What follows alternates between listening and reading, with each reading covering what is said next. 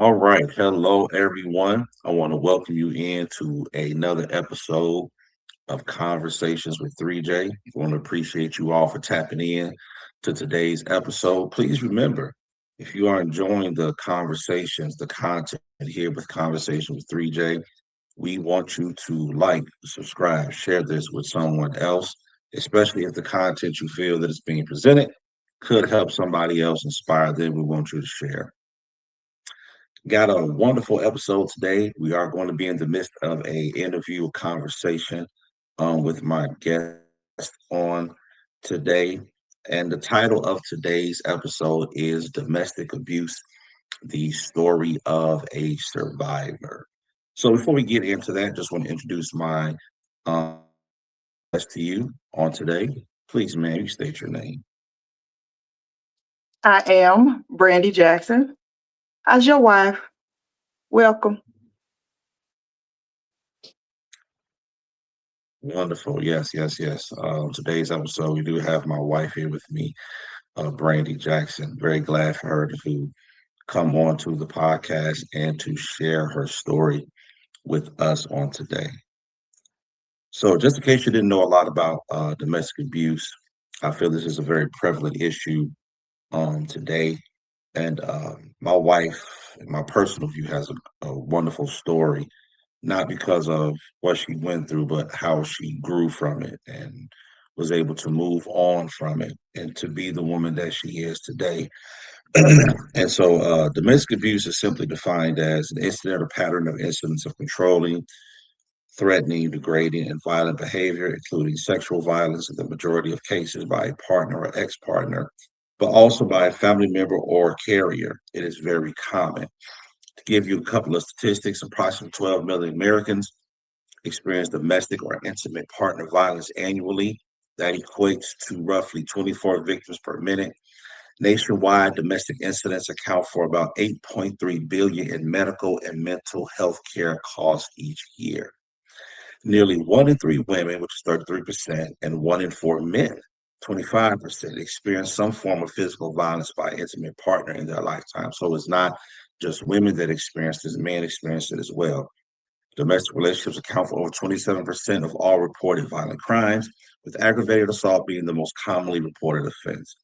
Even in teen dating, relationship abuse is also highly prevalent among youth, with one in three teens experiencing some form of dating abuse. Nearly 75% of all domestic violence victims are female. Women are significantly more likely to experience severe physical violence, such as strangulation or beating, and account for the vast majority of intimate partner homicides. So, as we discuss this on today, I just want to put this disclaimer there. My goal is not to trigger anybody, to upset anyone. If you hear some of the conversation that is happening today and it's too much for you, I would advise you to maybe not listen today to this. But I do believe that this is something that is going on in our world today that at times does not get enough conversation, that people may not know a lot about. That some people are going through this and not saying anything. So definitely got some questions for my wife. Give her an opportunity to tell her story, and then the goal is that this will help someone. This is what this podcast is about. These conversations, different things that are happening, with the goal of reaching someone. All right. So as we start, let's go into this episode of the podcast. So first, I want to start. Now, I know my wonderful wife, but some of you may be listening for the first time and may not know her. So the first question to you, Miss Jackson, is who is Brandy Jackson? Who am I? Just from a general standpoint, I am a wife, a mother, a grandmother. I'm a daughter, sister, aunt. I wear a lot of hats in the familial, aspect of things, but I am a domestic violence survivor. I am someone who, for a long time, did not feel I could even speak on what I went through, but I'm finding as I grow that my story has purpose. Everything I went through was for a reason. But I can say, because for so long I didn't even let the words utter from my mouth, but I am a domestic violence survivor. I am a survivor. Wonderful. Thank you for that.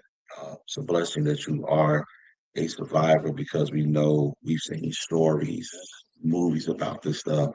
And some people do not come out of this type of thing as a survivor. So it's a blessing that you are a survivor.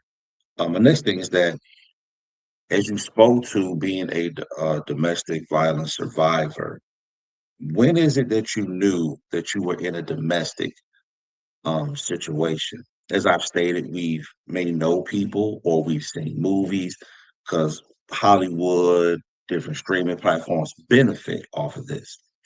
And sometimes what you see on the screen is people that are in domestic violence, but they downplay it or ignore it, or some people even going to self-blaming, oh, making it seem like they deserve what they got. And if you're watching a movie or TV, no, it shouldn't be that way. This person's crazy, but this is not just a made-up Hollywood thing. This is what people are experiencing in real life. And it's almost like it can become a normality for them that this is how they're supposed to live in that relationship, that partnership, that marriage. They're supposed to, it becomes like an accepted a situational behavior. So when is it that you knew that you were in a domestic situation?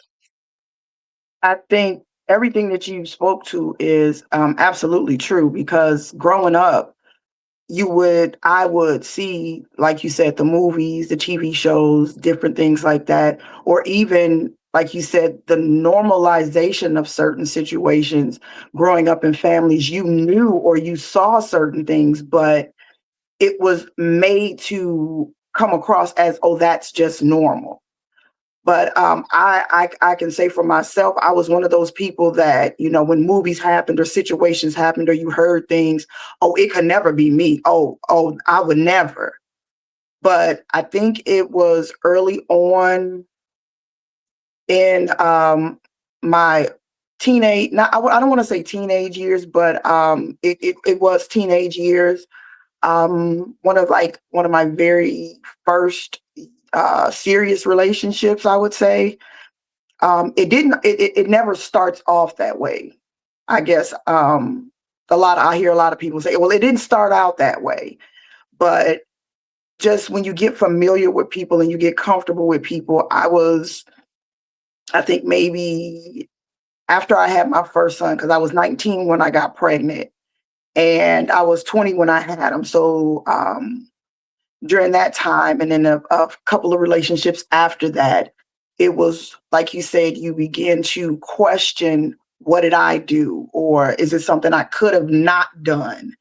But it was very, very early on, in my early 20s, when I first experienced um, the verbal abuse, the physical abuse, like you mentioned, some of the downgrading, or the deflecting of things like that, or just the manipulation, and the derogatory comments and different things. But now I'm second guessing myself, and then it might have turned from uh, uh, verbal and the emotional, then it was physical. Thank you for that. And for what you shared, it even kind of trails back to some of your initial thoughts as what you when you first went through it. So you talked about started with verbal, then maybe went to physical, and so it was like there was levels to this. There was, it progressed. So after maybe the first incident, even if it was just verbal, and definitely anything physical, because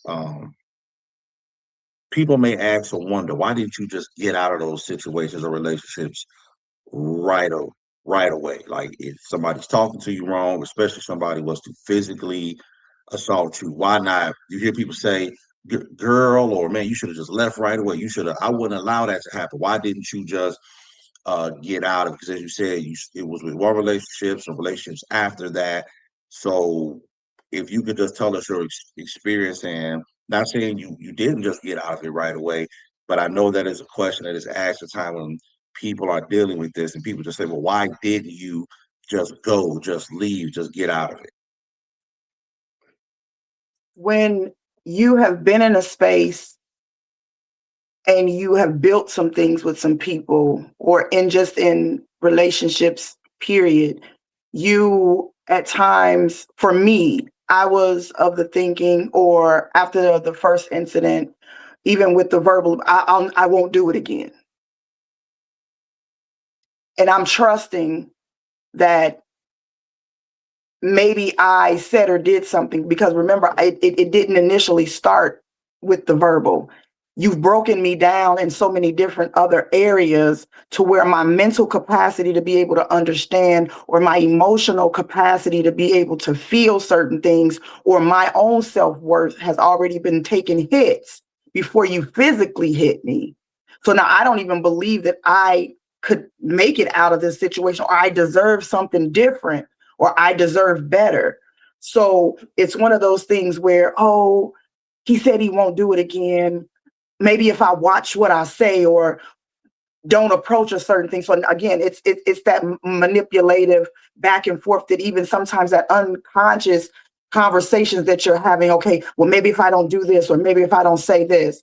And I'm one of those people in my younger years. I had a real slick mouth. Like, I was going to challenge everything. I didn't mind going back and forth. So, but then when you sitting in that moment, it's like, well, maybe I shouldn't have said, or maybe because I said. But then it's like, at one point when you get older and you understand, so I'm not supposed to have an opinion. I'm not supposed, but when someone beats you down and they strip away at you day after day, you don't feel like your opinions matter. You don't feel like you're supposed to have a voice. And when that has been taken, it's like, what else do I have? And don't get to adding children into the mix, where it's like, oh, we have a family. I gotta make this work. But then a lot of, I think, my sticking around in situations stem from a lot of childhood issues that I had, that may have made me broken in certain spaces. And then I dealt with a lot of people who had, I guess what the kids say now, we trauma bonded about family issues and hurts and things from our past, that kind of, held us together, and made us feel like we were our own little, I got you. And if I don't got you, I don't have anything. So it was like a culmination of a lot of things, and being broken in so many areas that played against my emotion, that played against my mental, where I thought maybe I didn't deserve anything else, or I wasn't worthy of anything else, and this was the best I could have. But if you don't know better, you don't want to do better. Very good. Wow, like you're covering so much ground and some of the questions that I had. I want to go back because you did touch a little bit about your childhood and other people trauma bonding. From your childhood, was there any isolated incident or incidents? Because as you said, through the abuse, when you said like you were stripped away, so put down that, you know, I think as parents, we all try to build our kids up, tell them what they deserve, what they shouldn't stand for, how people should treat them. But sometimes in our adult years, young teenage years, we will subject ourselves to certain treatment that's not right from people through words, be physical, bullying, all these type of things. And at times it can be tied to things in our childhood. And you spoke to trauma bonding with people in your younger years, but were there any isolated events that you saw or experienced that made you feel like this is the best that I can do? This is maybe how I should be treated, or maybe you just didn't develop a level of high self-esteem about yourself. Maybe you didn't know your worth or your value. Just anything that traces back to your childhood that that kind of formed that mentality of who you were as an individual. Um, For me, I was always an active kid. Like I was an athlete. I did, pretty good in school as far as grades and things like that. I wasn't like one of the popular kids, but I wasn't one of those that were, you could go back to the yearbook and be like, who's that? So I mean, I had a good group of core friends, but I did struggle a lot with self-esteem issues, not being part of the popular kids, being, that crowd. But I'm an athlete. So, it's like one of those things where you see the movies where the athletes are the it crowd. I never really fit in to certain cliques. And growing up, when I was growing up, it was one of those like, if you're not clicked up with somebody, then you're a nobody. So it was like I fought really hard to be friends with people. And it's one of those things like when you're in the neighborhood that I grew up in, we were common because we grew up together. But then when you go off to junior high and you go off to high school and you start making new friends and bringing new people into the circles, sometimes you could just automatically be X'd out because you don't fit in, quote unquote, or you don't look the part, or you don't have the clothes. I grew up in a family where my mom and dad, they were well off. We had a lot of good things, but it was more or less because I struggled at times because I was picked on. I was made fun of. Oh, you look this way, or even I was always the black sheep of the family. I was the oldest, but sometimes looked over or, mishandled at times with words and different things. So I did struggle a lot growing up with that self-esteem issue. And then going into adulthood, all it took was somebody to say something nice, or you look good, or you this, or you that.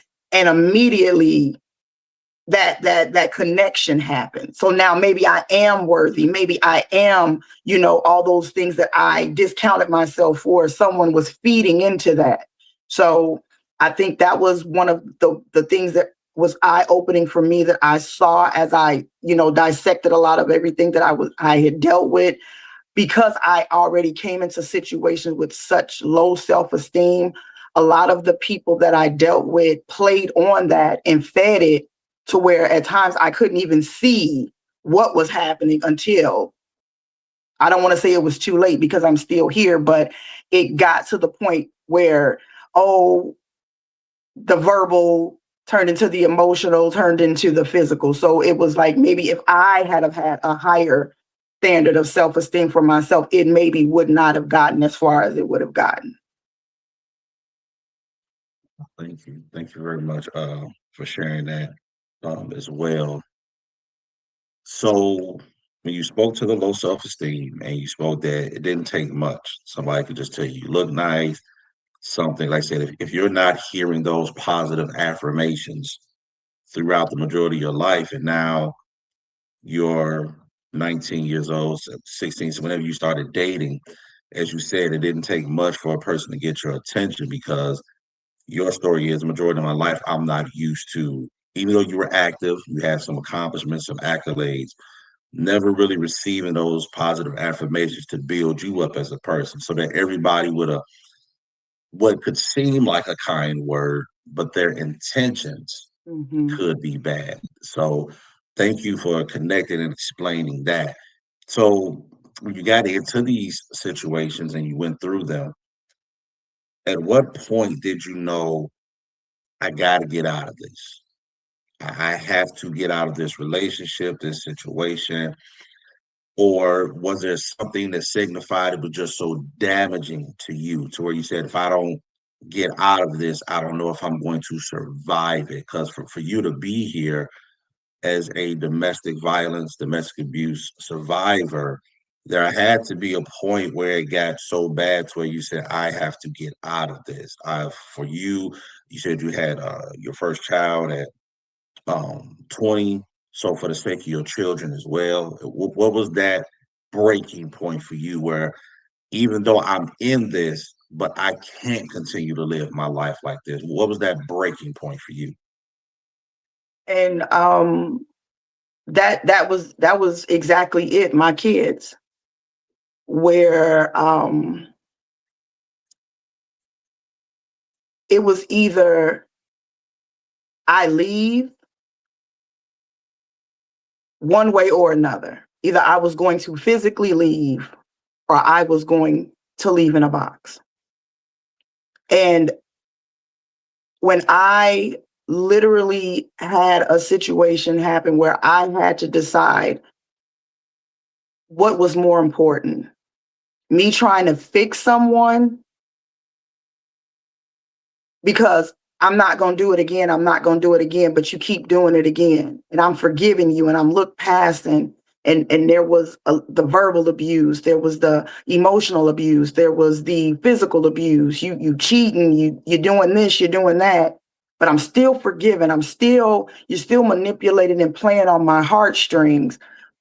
But at the same time, I had to I sometimes I joke about it and I hate to even bring it up, but R. Kelly had a song, When a Woman's Fed Up. And it is one of those things, you will go through what you go through until you're tired of going through it. And I felt like in this moment, before I allow anyone to raise my children, I will leave this situation. I will fight for me. And I just decided that enough was enough after a long period of on and off and on. Here we go, a roller coaster ride. Enough was enough. And I chose me. I chose my children. I chose to live and never look back, never had a regret about it. You become wiser when you allow yourself to see things and understand. I think as I've gotten older, I've developed when people show you they are, believe them. That was one of the hardest things for me in my 20s, growing to see, oh, I can fix them. Oh, I can make them better. I can will them to where I want them to be. No, people are who they are and believe them. There's not an amount of, oh, it's almost like I had to dumb myself down to make them feel better. And at what cost? My life? No. So I chose me. I chose my children. I chose to live. And when I did that, I then had to do the work.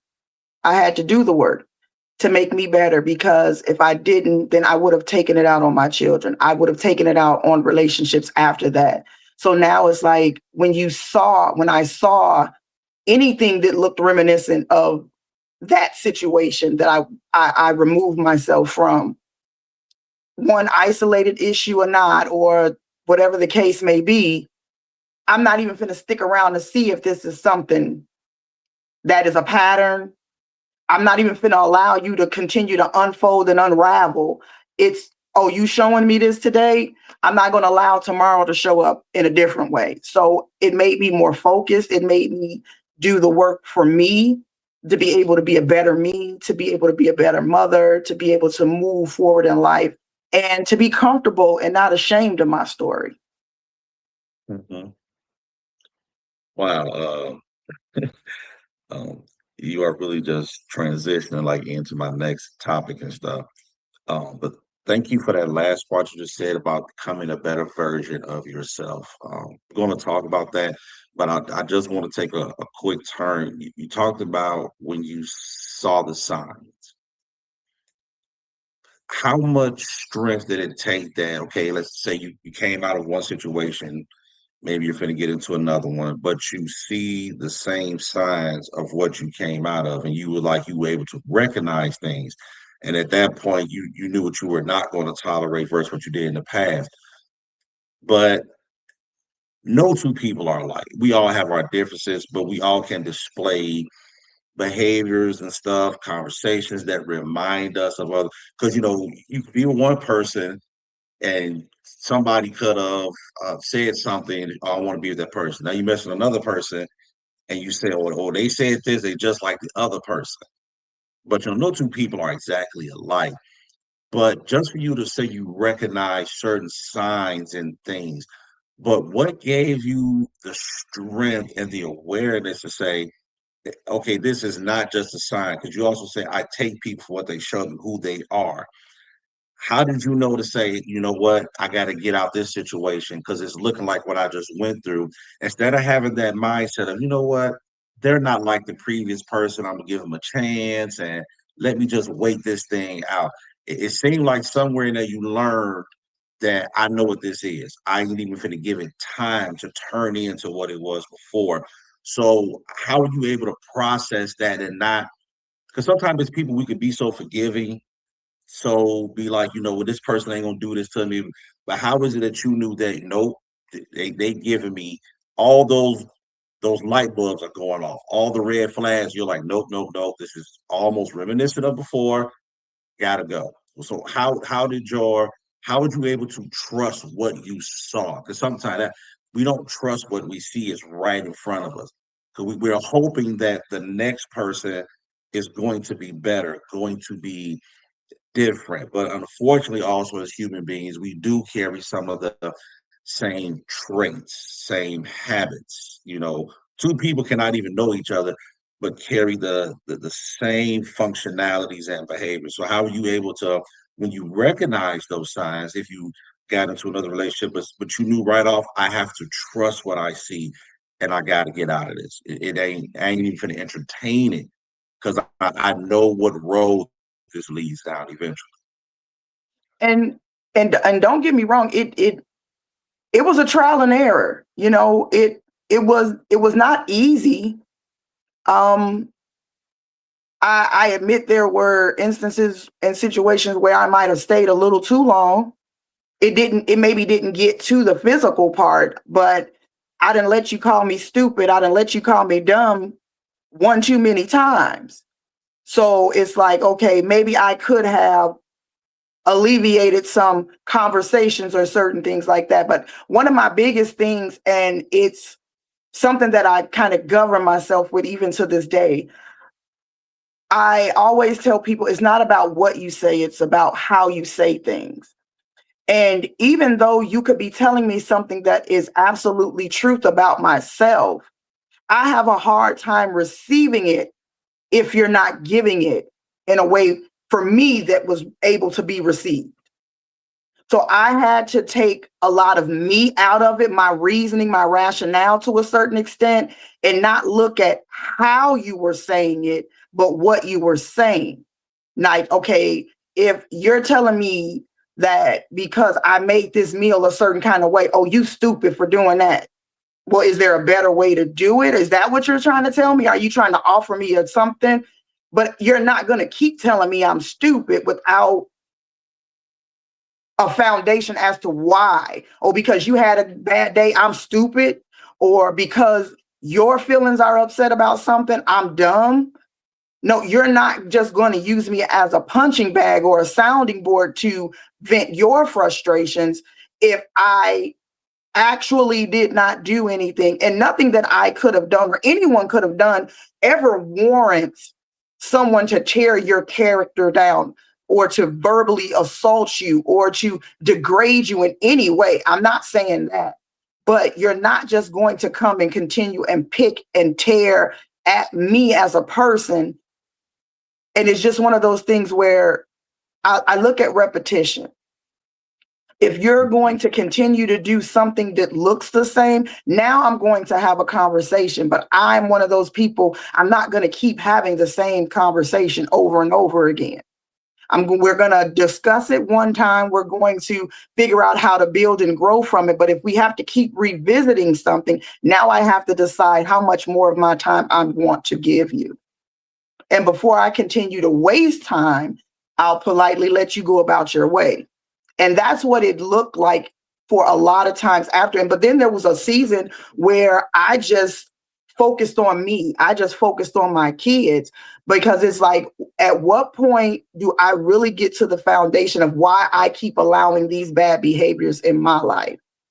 What am I, where am I falling short, or where am I broken that I need to work on healing and different things like that? So it wasn't like an overnight thing. It was like, oh, he did this or he presented like that. Oh, I'm not dealing with him. No, I had the complex that I call it. I'm gonna fix you. Oh, you broken, I'm broken, we broken together. Two broke people gonna fix each other. Broke people can't hurt people, hurt people. So if I'm hurting and you hurting, how we gonna be any good to each other?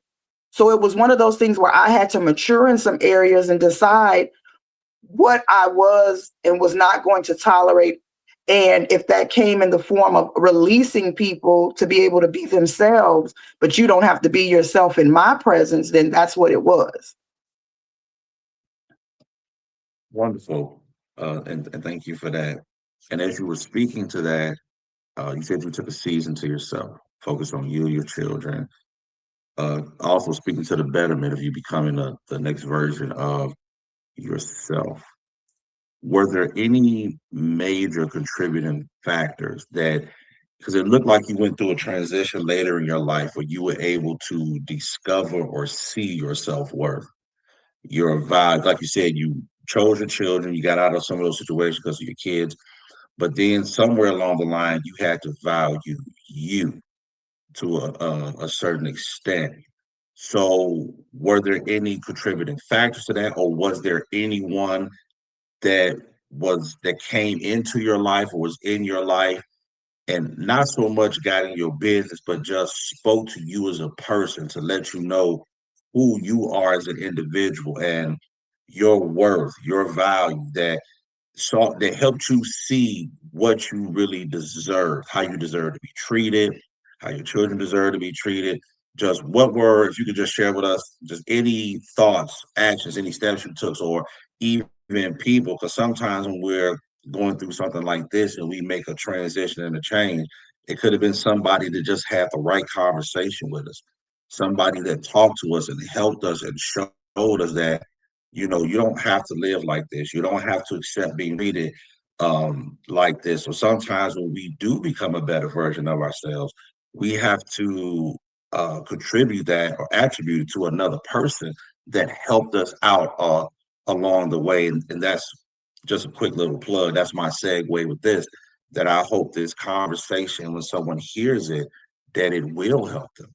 But just to focus back to your story, as you have become the better version of yourself, as you were becoming the better version of yourself, just from your point of view, what were those things, those steps, or it could have been a person that helped you see this is what I deserve. I'm not going to put up what I put up with in the past. I'm worthy of being treated right. I'm worthy of being spoken to the right way. Just to say that I'm going to be a better version of me. I I think one of the first things that I did was something that I had gotten away from, which was I started going back to church. I grew up in church all my life. And I mean, when the church doors open to the church doors closed, Sunday to Sunday, we was at church. So when I got old enough to make a decision for myself, I was like, I am not doing church unless I want to go to church. But not realizing that relationship with God was something that no human being could ever fill that void. No human being could ever be to me what God is to me. So when I started going to church and realizing what true love looked like from the aspect of for God so loved the world that he gave his only begotten son, when I understood that, there that was like the light bulb that went off. And I start taking my children to church. And then we were fellowshipping. My dad had a church. We were going to church with him. And then one Sunday, ended up at True Vine Love Deliverance Ministry, where the pastor was Pastor Charles P. Nelson. And I had saw church from so many different avenues. And to come into a space to hear someone preach the gospel word and not want anything from you, But to see you saved, to see you delivered, to see you walking in every gift that God had for you was foreign to me. Because growing up or even just walking through my life, I was always that person that somebody wanted something from. What can I use you for? What can I get from you? And all he wanted was my soul saved. All he wanted was me delivered. All that he wanted was for what I couldn't see in me and for me to be fully manifest. So when I got under his leadership and just got under someone, and outside of my parents, they would speak into me and they would understand certain things. But to get but sometimes when you're going through things, oh, those my parents, they supposed to say that. My mind was, oh, that's mom and dad. They gotta tell me something like that.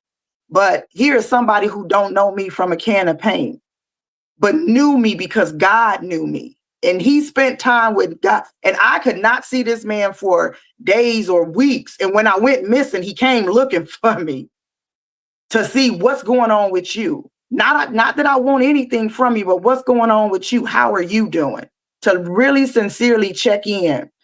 And he was that first person, along with his wife, Lady Kelly, who started to speak into me, to believe, that I was able to believe that I was better than my situation, that I deserved more than where I was. Just because I was a single mother of 5 kids, that was not my end. Where I was told, oh, nobody's going to want you, nobody's going to love you, or you got 5 kids, you ain't married, nobody's going to want to deal with all of that headache. But they were the ones who started pouring into me and allowing me to fall and make mistakes, but never judge me, never condemn me, loved on me with an unconditional love that I had never seen outside of my parents and family at times. But again, there were no motives attached. And I think that was the first step that pointed me down the road of, I can make it out of this. I can be healed from this. So that was the start of me being who I am.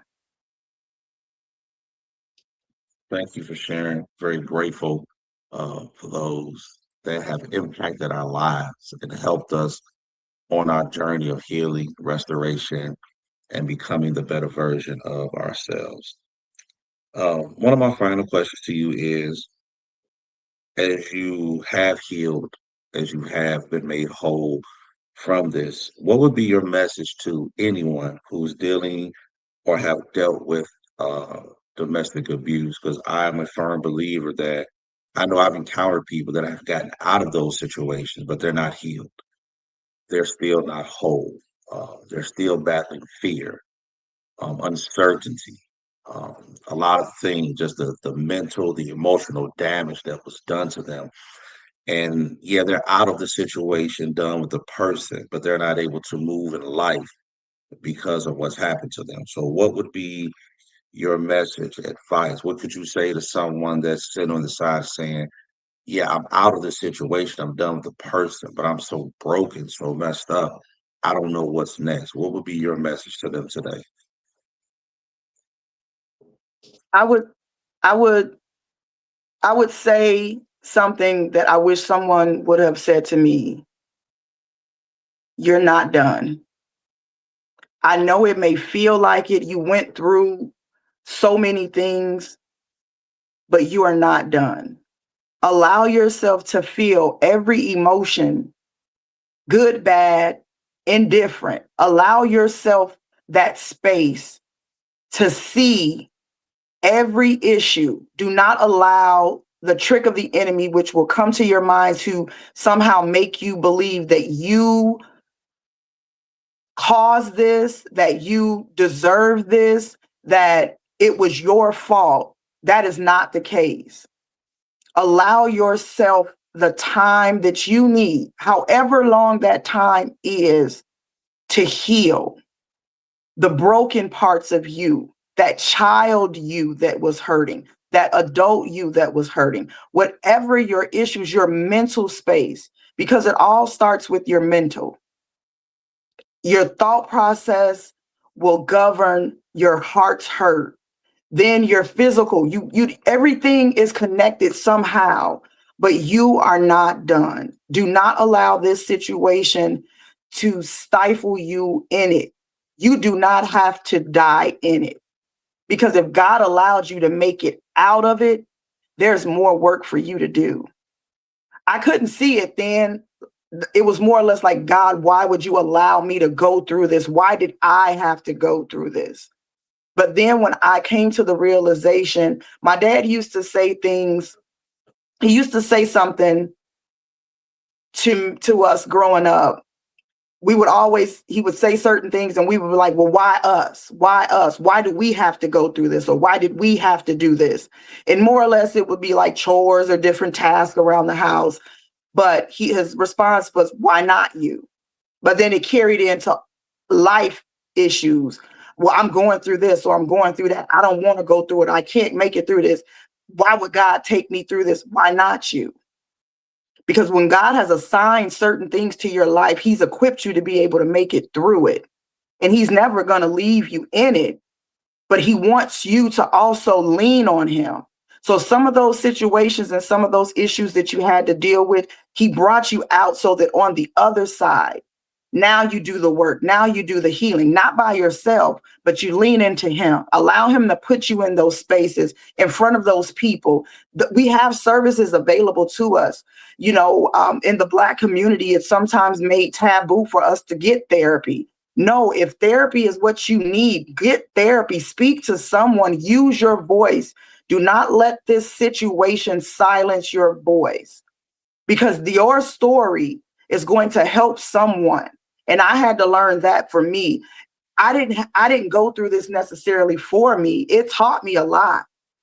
But me coming out on this side stronger, better, my faith totally in God, knowing that it had not been for him, because I couldn't have did it in my own strength.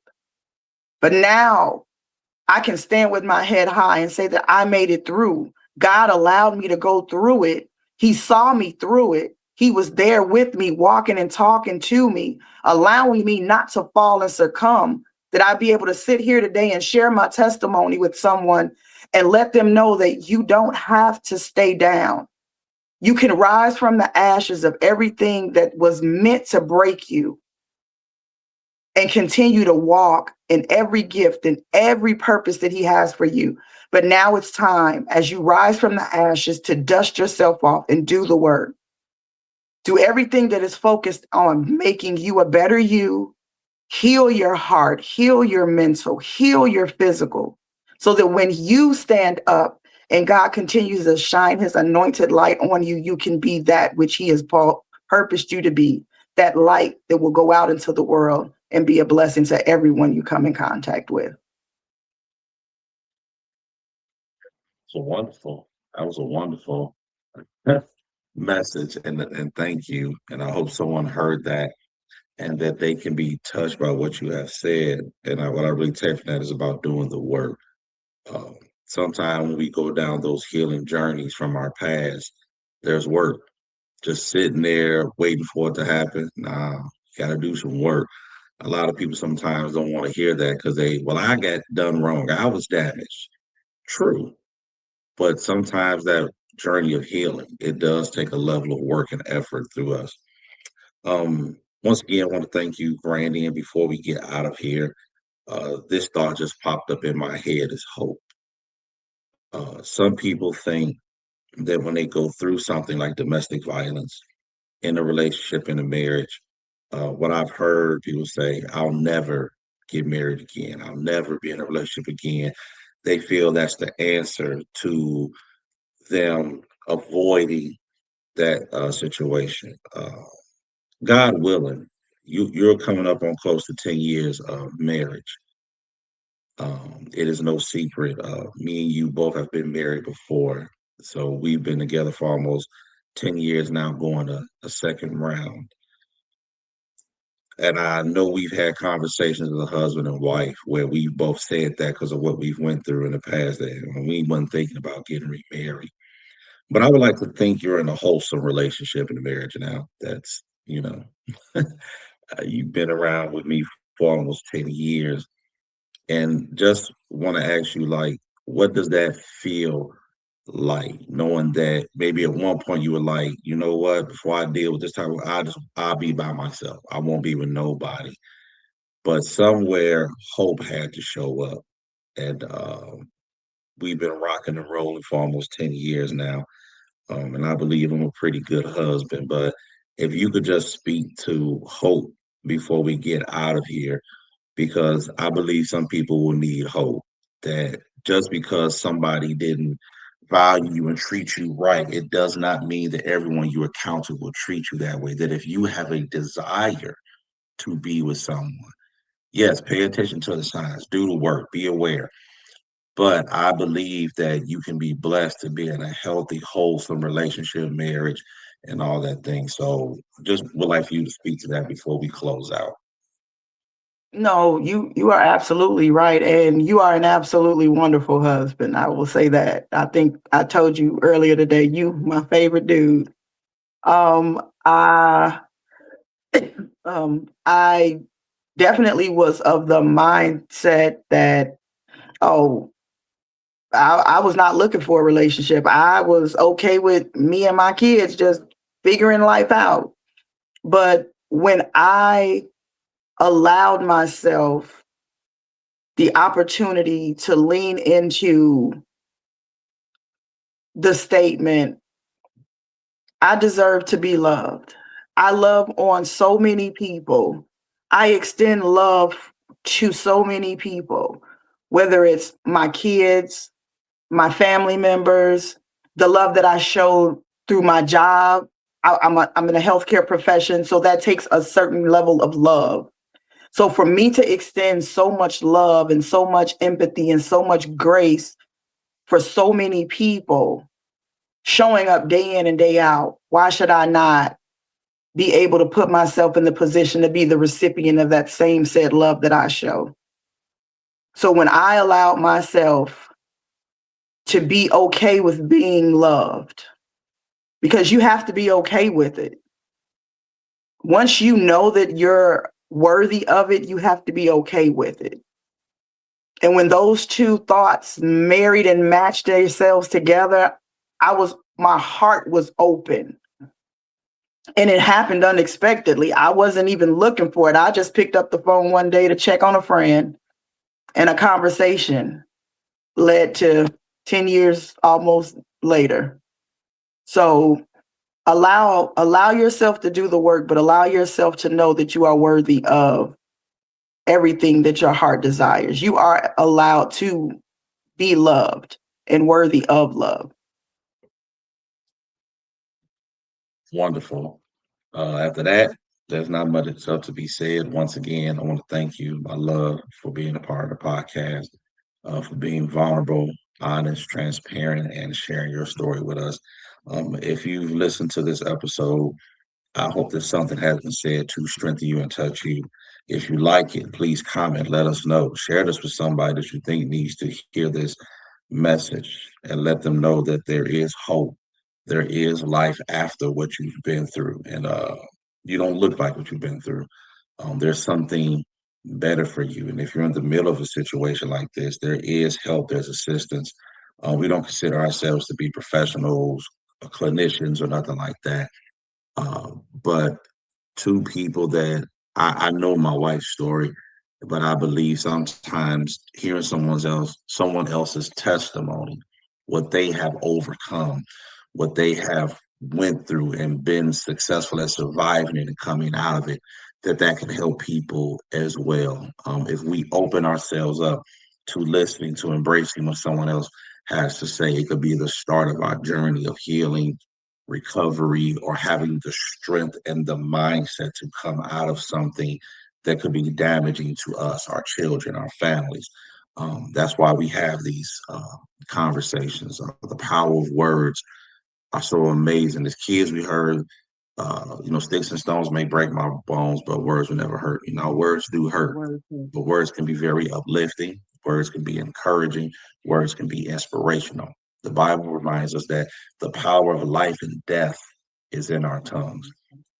We're hoping this conversation spoke life into someone, that the power of this conversation was able to give somebody life and hope and perseverance and giving them a different mindset. That's the goal of conversations of this podcast is that we can take those words. We don't want to speak death, condemnation, negativity, but we want to speak something that's life, speak something that's hope, something to encourage you, inspire you, and uplift you. That is our purpose. So thank you once again, my love.